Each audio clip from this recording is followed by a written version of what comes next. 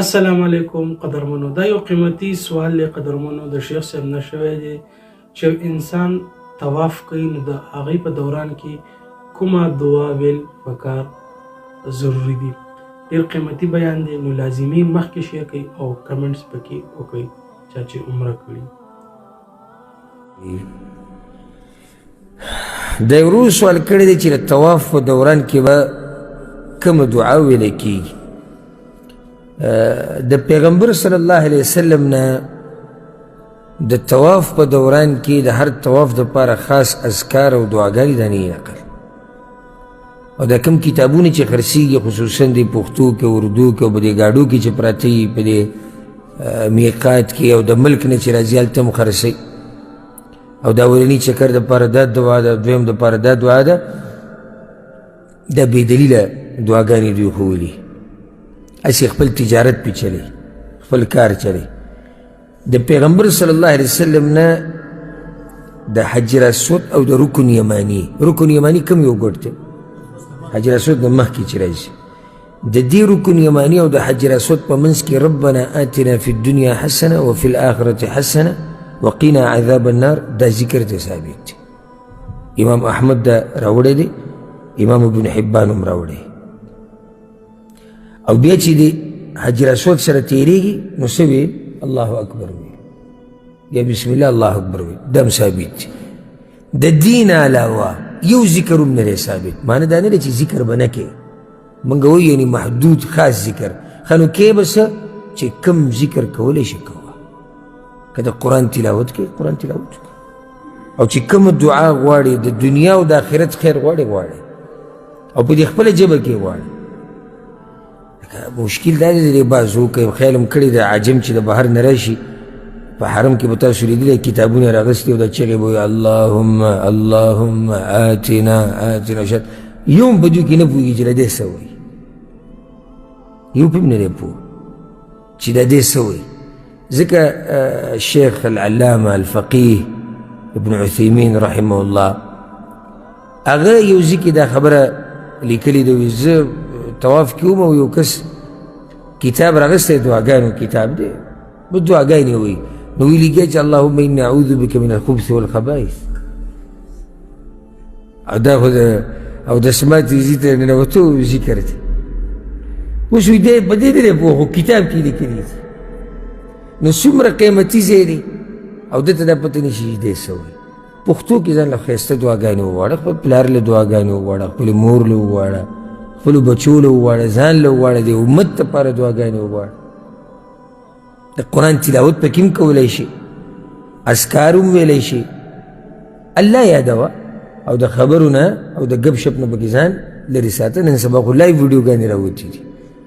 یاره زه دې بعضو کسانو ته وګورم که نه، لکه چې ویډیو میډیو چا وګورم ورب الکعب په ما ونیزیږي شي، په ما یعنې اوس زه مړ مې که خو دا کار زمانه نه کېږي الحمدلله چې زه اوس د کعبې سره روان یم، لکه دې طرف ته کعبه د الله کور دی او ما داسې موبایل نیولی، ها دا موږ روان یو، دا پلانې دی، او د دې کور والا د دې کور والا چې څوک دی د هغه نه حیا نه درځي، د دې کور هغه مالک اچا خوالی چې راغلی د هغه نه شرمېږي نه، ته دې ویډیوګانو له راغلی. ها اوس یو سړی دی،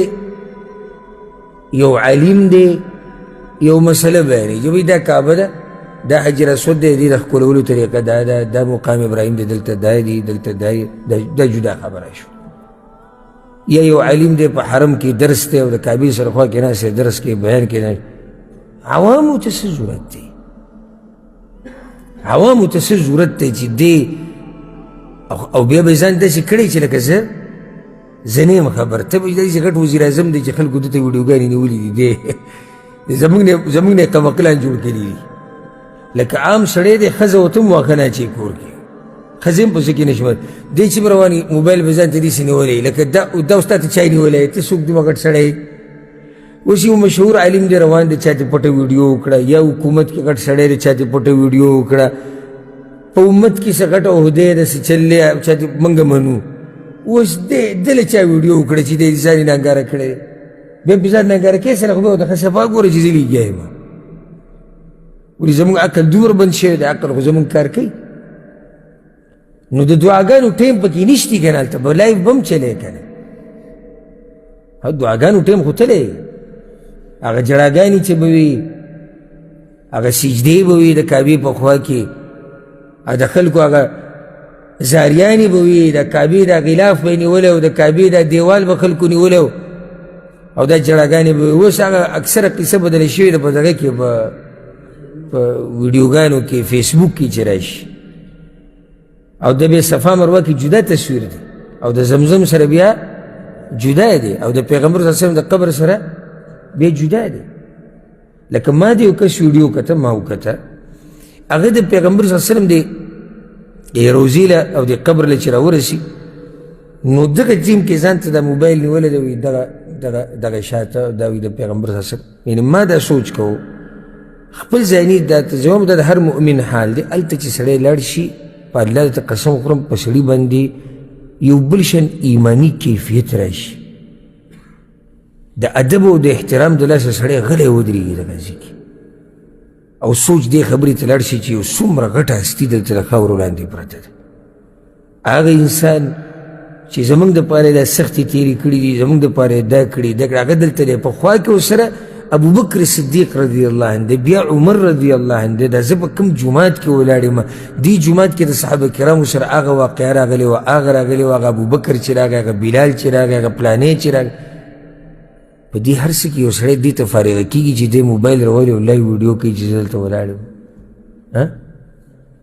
سم خیال دی نه بیا به نورو ځایونو کې نورې ویډیوګانې خبره مې دا کوله چې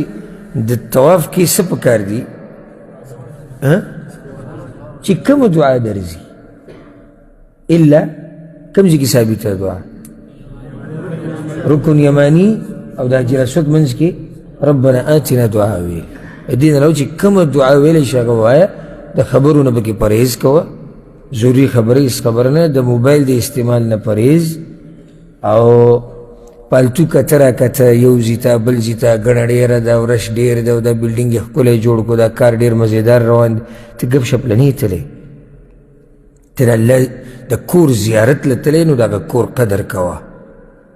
او د هغه چا خواله چې تلی د کمرب خواله چې تلی د هغه تعظیم چې ستا په زړه کې ښه دا قیمتي بیان چې تاسو واورېدلو د دغه شان قیمتي بیاناتو لپاره تاسو زموږ د یوټیوب چینل ځان سره لازمي سبسکرایب کړئ. السلام علیکم ورحمت الله.